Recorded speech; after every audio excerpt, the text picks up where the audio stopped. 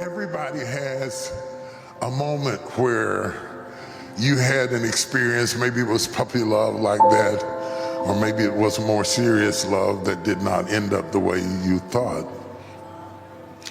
And you paid a price for love that was painful.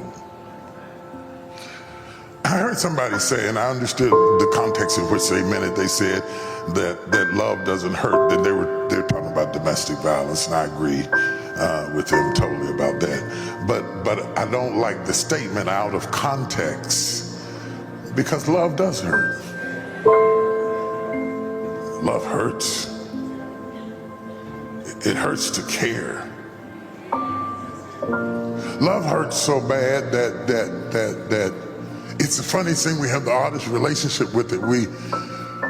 We all want it and we all need it, and yet we try to dodge it. Maybe it's because it's so expensive. Love is expensive, not just with checks and dinner and stuff. I'm not talking about cars and flowers and stuff. Love is expensive because love requires an openness that is unsettling, a transparency that is difficult. And so while we love to be loved, but when it comes time for us to fall in love, we don't know where it's gonna go. And it starts out with your heart on fire, but often it doesn't always end up like it starts. And I'm not just talking about romantic love. Love for anything, anyone. It could be a pet. And you can love the pet, and then something happens to the pet, and you're crushed. And you can be crushed so bad that you don't even want another pet for a while because you don't want to invest that much and lose it again. If you can cry over a pet, then when you have the baby is crying. Before it's over, you gonna cry. Don't think that the tears are just for the child. Before you finish, little boo-boo, little hopscotch, little Humpty head,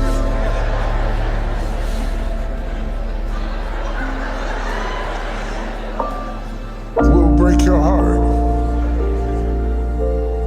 And that's part of the process.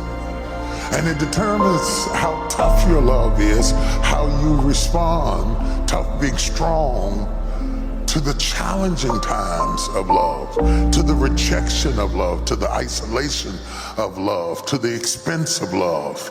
All of that is difficult. And because we want to protect ourselves from the pain and the bruise that comes from the impact and the trauma and the pain, often we lock out the pain, not realizing that the same mechanism that locks out the pain locks out the pleasure. So while you have insulated yourself to the point that you can't feel the pain, you will eventually notice that you can't feel the pleasure either. Because a wall is a wall, and without discrimination, once you put it up, it locks everything out and you go numb. And it is so difficult to get the courage to dismantle the wall, because the wall protects you from the pain, but it imprisons you without the pleasure. Love is a complicated thing. It's a very difficult thing. A whole chapter Paul wrote about love alone. It endures all things, hopeth all things. He talks about the endurance of love. It seeketh not its own. He said, now abideth faith, hope, and charity, but the greatest of the three is always love. The greatest of anything is always in the third dimension. Faith, hope, and love. The greatest of these is love. Johnny Cash's son wrote a book, and I pulled a quote out of it for you to hear. I thought it was profound. He said, true love is many things. True love is many things. And can survive the strongest and most painful of times. True love. I'm talking about fake love, true love. When love comes out on the other side of a fire, it may be scarred forever. But this bruised love is somehow only greater for having survived the pain. You have this polarized relationship with love where we want it and yet we're afraid of it. We draw it and get close to it and we entertain it, but don't stay over. You can have coffee and we can do brunch, but don't get lodged in my heart, because love will bring a strong man to his knees. Love will make a tough guy cry in his pillow. Love will take a rough, resilient woman and bring her to her knees. Love will make you do things that you said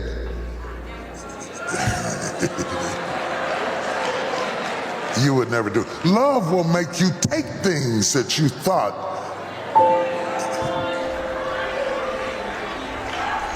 you would never take. Love will make you ignore things that you thought you would never ignore, because love has a way of surviving pain. It seems like an oxymoron that you would bring love and pain up in the same sentence, because love is so romantic after all. It is so sincere. A mother holding a baby in her arms, nursing at her breast, taking its nourishment out of her body is as intimate as you could possibly be. You would never think that that child could grow up and cuss you out, punch you, slap you in the face, or steal your car and leave you in pain. But if you live long enough,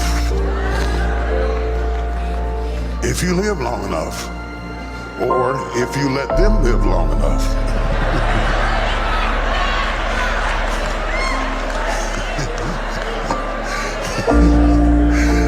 there will be moments where love goes on trial. There will be tough times that you will have to deal with love. The problem with heartbreak, with a bruised love, is if I have a bruised arm, you can treat it. If I have a bruised shin, there's something you can do about it. But if my love is bruised, there is no surgery for a broken heart. Not the kind of heart I'm talking about. There is no surgery for a broken heart. There is no pain medicine for a broken heart. You don't believe me? If somebody breaks your heart, take Tylenol.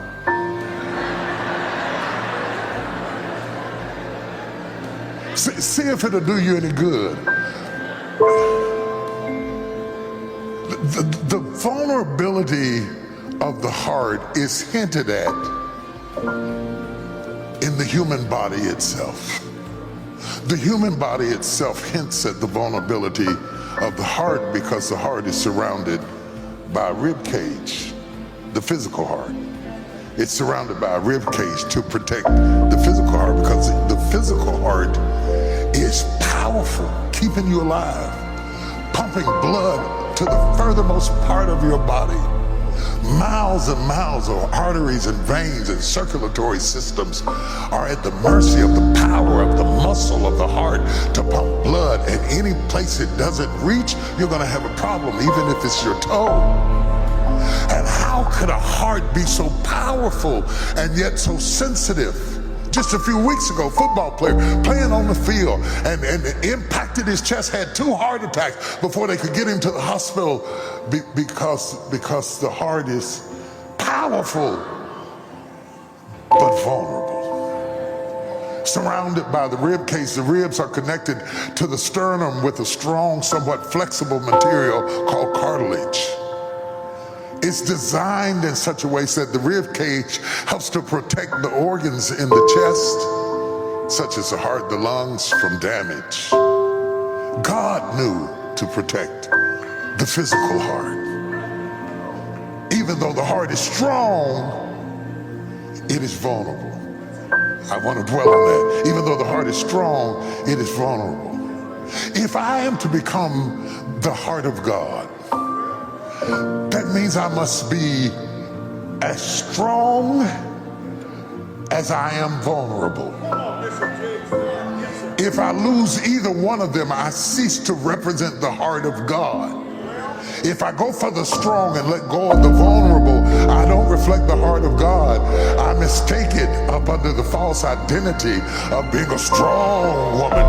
I'm a strong man. Yeah, but you hard. And if you are hard, you are not